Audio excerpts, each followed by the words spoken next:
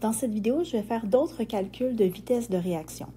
La réaction qui nous intéresse, c'est celle de la décomposition du dioxyde d'azote, qui est le NO2. Donc, c'est une des principales molécules qui est responsable de la formation du smog. Donc, la réaction ici de décomposition du NO2 va nous donner, donc j'ai 2 NO2 donne 2 NO plus O2 gazeux, et c'est la décomposition qui a lieu à 300 degrés Celsius. Ici, vous voyez le tableau 1 de la variation de la concentration des réactifs en fonction du temps. Donc, ce qu'on peut voir, c'est que mon réactif ici, qui est le NO2, on voit que la concentration dans le temps en mol par litre diminue. C'est normal parce qu'au fur et à mesure que la réaction avance, il est consommé. Donc, ici, ma concentration diminue.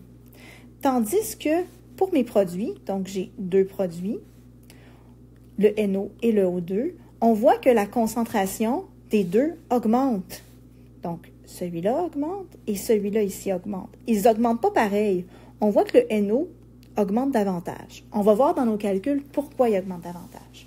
Maintenant, à partir des informations du tableau 1, nous allons calculer la vitesse moyenne de réaction, soit de réactifs ou des produits, selon l'intervalle demandé. Donc, l'intervalle qui nous intéresse, c'est l'intervalle 0 à 200 secondes. Donc, je vais vous mettre ici en fluo rouge, c'est-à-dire qu'on a besoin des données ici et des données ici. Celles du milieu ne sont pas concernées par rapport à la question qui est demandée. On va commencer par écrire notre équation pour trouver la vitesse du NO2. Donc, vitesse de NO2. NO2, on se rappelle, c'est un réactif et les réactifs n'ont pas de vitesse négative, donc moins la variation ici de ma quantité. Ma quantité est en concentration, donc je vais utiliser le crochet qui veut dire concentration de NO2 sur concentration de temps. Maintenant, il ne faut pas se tromper. Le NO2, c'est la première colonne. Donc, moins, je vais avoir un plus petit chiffre, parce que c'est final, ici, 0,0048 mol par litre, moins le initial, 0,0100 mol par litre. Donc, ça, c'est la ligne du haut. Maintenant, cette valeur-là ici est divisée par la variation de temps. Donc, moi, au final, j'ai arrêté mon chronomètre, il y avait 200 secondes, et je l'ai parti lorsqu'il était à 0.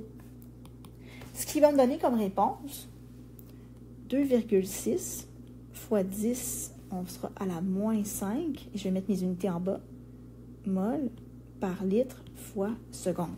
Donc, ce sont les unités de ma vitesse pour le NO2. Si on fait la même chose pour le NO, donc on va commencer par évaluer l'équation avec laquelle on va travailler. Donc, le NO, se rappelle, c'est un produit, V de NO. Maintenant, je n'aurai pas de signe négatif dedans, variation de la concentration de NO par rapport à la variation de temps. Allons chercher l'information dans le tableau. Donc, au final, ici, j'ai 0,0052 mol par litre.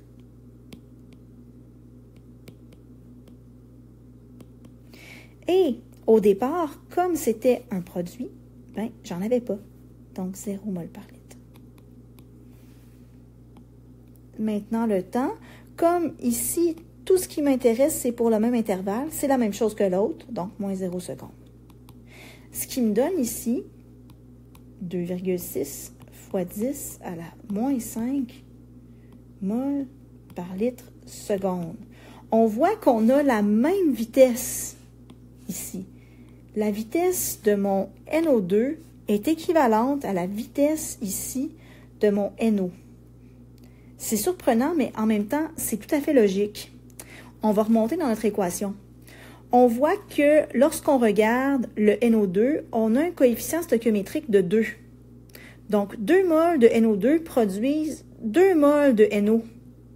Mais par contre, produisent une seule mol de O2. Donc, lorsque je vais faire mon calcul de vitesse de O2, ça devrait être 2 fois plus petit. On va le faire. Maintenant, calcul de la vitesse de O2. Donc, c'est un produit, pas de signe négatif, variation de la concentration de O2 sur la variation du temps. Au final, le O2, on voit ici que j'en ai produit beaucoup moins, moitié moins que le NO justement, et qu'au départ, je n'en avais pas.